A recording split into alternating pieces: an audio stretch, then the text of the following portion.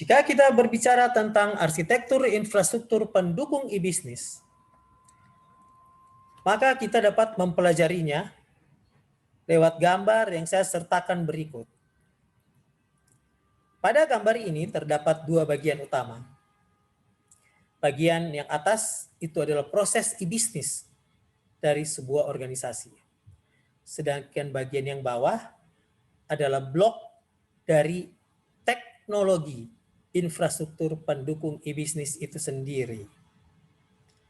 Jika kita melihat gambar bagian yang pertama, proses e-bisnis, maka itu terdiri dari dua bagian besar, bagian back office dan bagian front office. Bagian back office sendiri, backward integration atau integrasi backward. Di sini adalah fungsi e-bisnis yang berhubungan dengan supplier dan business partner. Sedangkan di front office itu ada forward integration karena berhubungan dengan retail and corporate customer.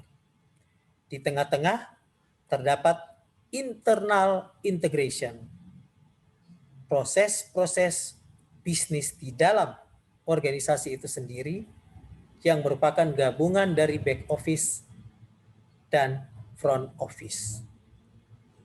Nah, untuk infrastruktur pendukung e-bisnis tersebut, di bagian back office dikenal dengan istilah extranet. Sedangkan di bagian internal integration dikenal dengan istilah intranet. Sedangkan di bagian front office dikenal dengan istilah internet. Infrastruktur pendukung extranet itu sebenarnya adalah teknologi internet yang bisa menghubungkan organisasi dengan pihak luar. Misalnya, di dalam kampus Unsrat memiliki teknologi internet. Kampus Unsrat terhubung dengan beberapa bank, sehingga mahasiswa dapat membayar SPP UKT dari bank tersebut. Nah, konektivitas teknologi extranet, contohnya adalah seperti yang saya ungkapkan tadi. Pihak BNI, pihak BRI, dan beberapa bank yang lain terhubung secara extranet dengan kampus Unsrat, sehingga mahasiswa tidak perlu lagi membayar SPP langsung di Unsrat, tapi bisa menggunakan jasa bank tersebut. Dalam beberapa hitungan waktu tertentu, pihak Unsrat akan segera menerima notifikasi bahwa mahasiswa sudah selesai membayar UKT, sehingga nomor induk mahasiswa akan langsung di-generate dan akan diaktifkan. Ada beberapa teknologi informasi yang bisa digunakan di situ, seperti misalnya teknologi aplikasi berbasis web. Nah, untuk intranet itu sendiri adalah proses internalisasi teknologi informasi. Yang dapat dicontohkan di sini, di kampus Unsrat kita memiliki yang namanya Portal Inspire.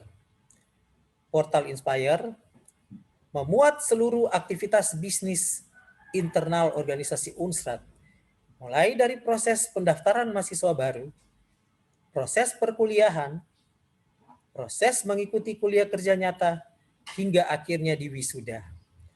Nah, itu menggunakan teknologi intranet.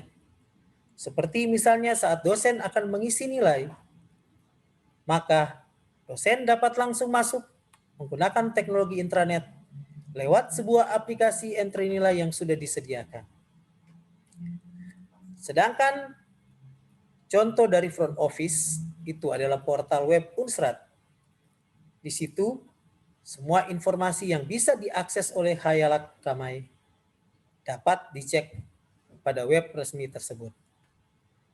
Jadi dapat disimpulkan bahwa arsitektur infrastruktur pendukung e-bisnis tersebut dapat dibagi menjadi 3 bagian. Jadi infrastruktur extranet, infrastruktur intranet, dan infrastruktur internet. Ketika infrastruktur tersebut disatukan dan diupayakan untuk mendukung e-bisnis dari organisasi secara keseluruhan.